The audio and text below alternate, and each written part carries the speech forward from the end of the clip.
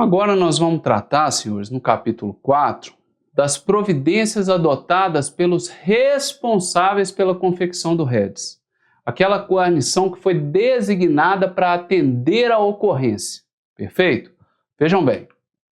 Primeira coisa, obrigação relacionada ao local do crime. Tem que isolar, tem que preservar, tem que ter vigilância, tem que ter controle de acesso. Por quê? Porque o local do crime, os vestígios desse crime precisam de ser preservados para que a perícia técnica possa fazer seu trabalho. Então, o segundo passo é acionar a perícia técnica. Existiu uma dúvida com relação ao local do crime. Até quando esse local tem que ser preservado? Até a perícia chegar ou até a perícia concluir o seu trabalho? E a instrução veio e falou categoricamente: nós temos que preservar o local do crime até a conclusão dos trabalhos periciais. Exceção existe? Existe. Se a cobertura policial for dispensada pela perícia. Vamos lá. E se a perícia não comparecer? Aí eu tenho que tomar muito cuidado. Por quê? Porque a regra estabelecida na nossa lei, Código de Processo Penal, é que toda infração que deixa vestígio, a perícia tem que comparecer obrigatoriamente. Se a perícia não comparecer, como é outro órgão, eu tenho que constar no REDS o nome de quem me transmitiu aquela mensagem, que falou que o perito não vai comparecer. O motivo daquele não comparecimento. Por quê? Porque, invariavelmente, esse REDS que você fez relacionado ao crime, ele vai demorar alguns anos a chegar lá no processo judicial. Então, lá na frente, quando você for chamado para depor com relação a este crime, não lembrará mais. Então, tem que constar, materializar no REDS.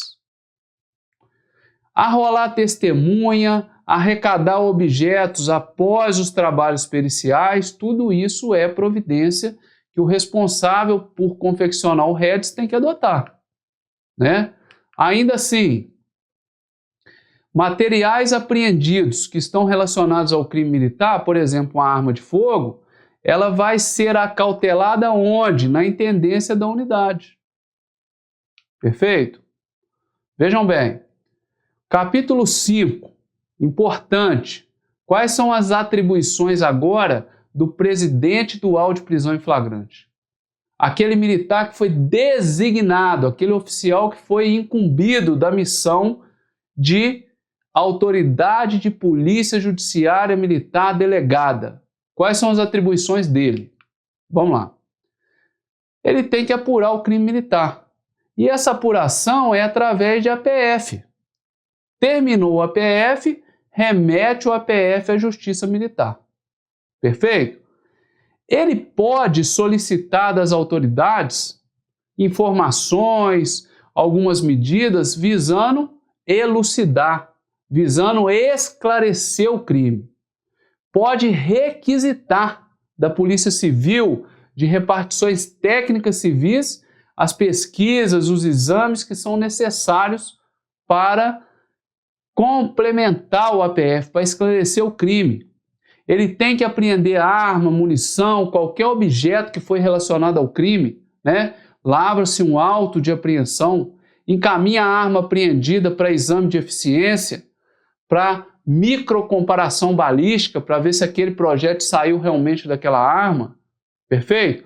Se alguns objetos foram apreendidos pelo relator do REDS e que não guardam relação direta com o crime, ele pode restituir a quem de direito. Perfeito? Observa as cautelas legais, faz o termo, mas restitui. Ele pode requisitar realização de exame residuográfico. O crime foi praticado com arma de fogo. Requisita da Polícia Civil o exame residuográfico. Vamos lá. Ainda assim, tem a obrigação de prestar aos juízes da Justiça Militar, promotores lá que atuam na Justiça Militar, informações necessárias ao processo. Algumas diligências vão vir posteriormente para serem feitas, são requisitadas justamente para esclarecer aquele fato criminoso que ele apurou. Cumprir mandado de prisão, de busca e apreensão que foi expedido pela Justiça Militar, né? Algumas vezes o juiz vai determinar que faça o cumprimento de mandado de busca e apreensão na casa, na residência daquele autor de crime militar. Então, o presidente do auto de prisão em flagrante cumpre a determinação. Permitir assistência da família e do advogado ao militar preso. Por quê? Porque ele tem todos os direitos constitucionais do preso. E isso é um direito constitucional. Vamos lá, ainda assim, oficial presidente do APF, ele tem que designar um militar para atuar como escrivão. Lembra da regra do escrivão para o auto de prisão em flagrante. O escrivão tem que ser no mínimo segundo tenente para presos oficiais e no mínimo terceiro sargento para os demais. Professor, mas o preso é subtenente, pode colocar um terceiro sargento para escrivão? Sim. Tá ok? Por quê? Porque é no mínimo terceiro sargento. Professor, é um coronel que foi preso. Quem pode ser escrivão? Um segundo tenente pode ser escrivão. Tá ok? Escrivão não é o presidente. O presidente tem que ser mais antigo ou superior. Nota de culpa, importantíssimo prazo. A nota de culpa é o sumário. É aquilo que tá falando o que ele efetivamente cometeu, quem que prendeu, quem que está fazendo, né, o presidente do APF que assina, tá ok? Essa nota de culpa ela tem que ser entregue ao preso no prazo máximo, não se esqueçam disso, de 24 horas a contar, vejam bem, da voz de prisão. Não é da apresentação, é da voz de prisão.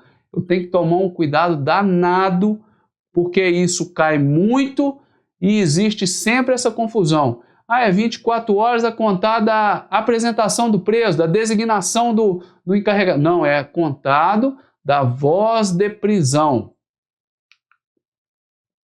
Submeter o preso ao exame de corpo de delito para garantia institucional, para mostrar quais as lesões que realmente existem ou que o preso não tem lesão nenhuma. Por quê? Porque se esse preso se autolesiona na cela, né, fica constatado que aquilo ali não ocorreu, né, durante a lavratura do auto de prisão em flagrante, não faz parte do contexto. Lavrado o auto de prisão em flagrante, expediu a nota de culpa, o preso passa imediatamente a estar à disposição da autoridade judiciária, do juiz. E o juiz, como é que ele conhece aquela prisão? Ele conhece porque o auto de prisão em flagrante todo, completo, tem que ser enviado à Justiça Militar. Qual o prazo? 24 horas a contar da voz de prisão. Bom, remessa do auto de prisão em flagrante à autoridade judiciária. Então, o juiz vai receber. Qual o prazo? É o que eu falei, 24 horas a contar da voz de prisão. Então, vejam bem, no auto de prisão em flagrante está fácil, né?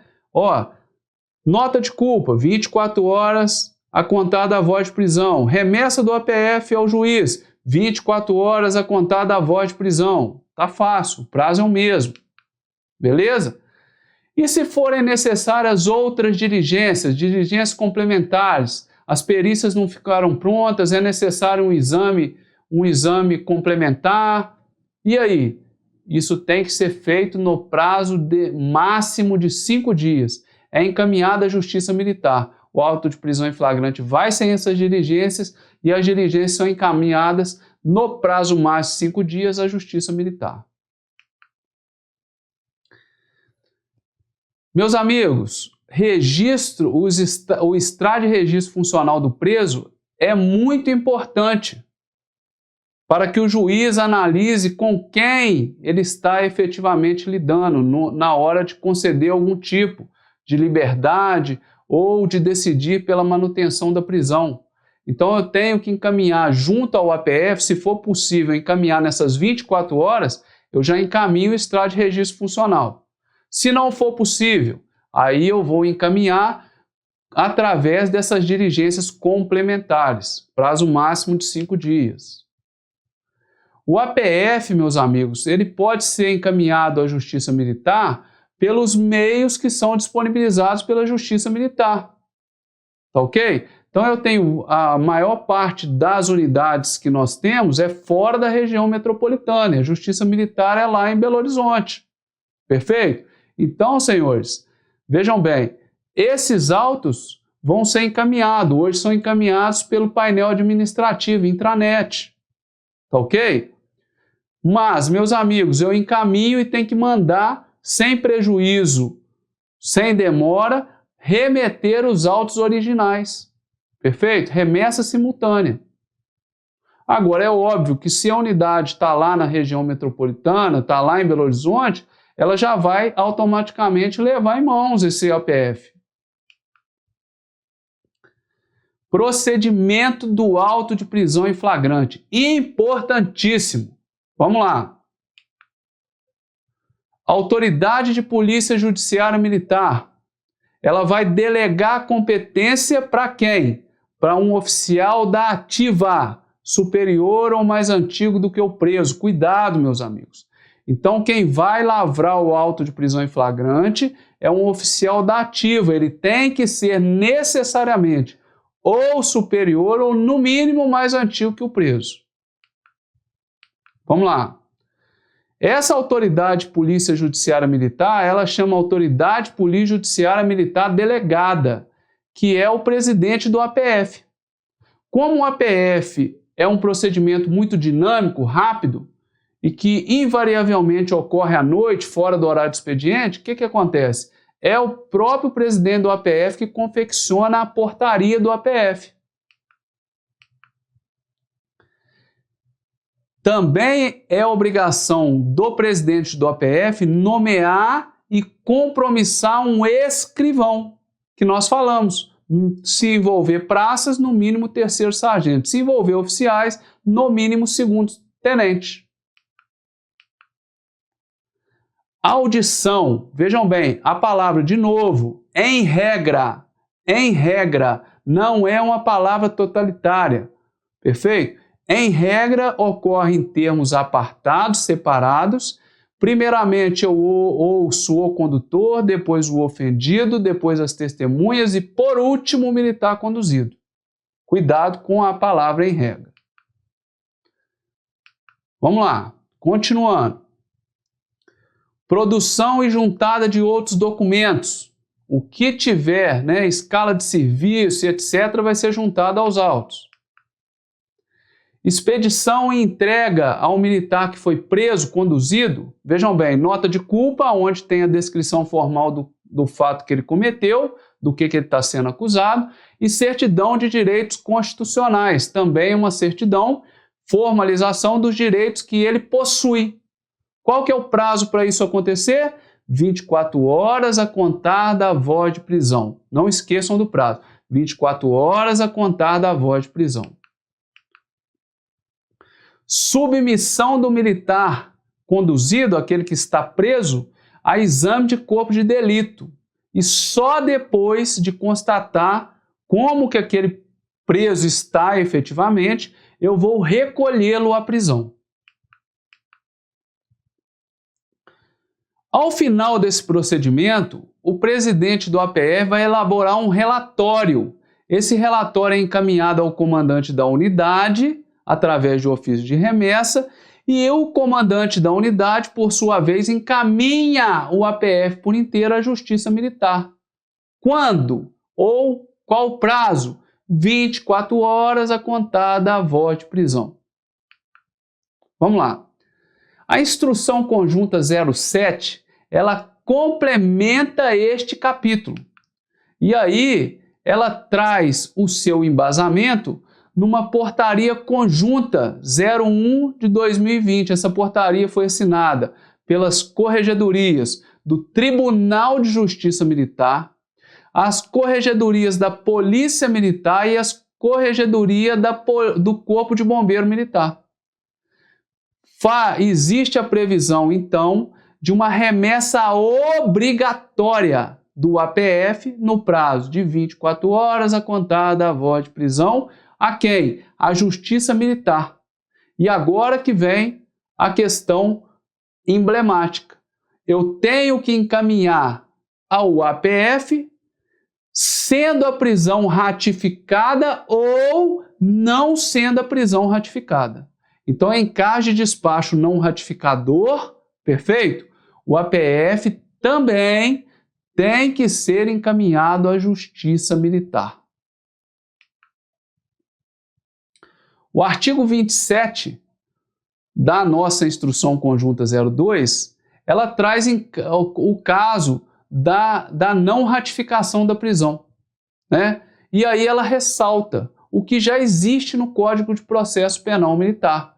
Se ao final da audição, então, foram produzidas as provas, né? O militar foi inquirido ao final.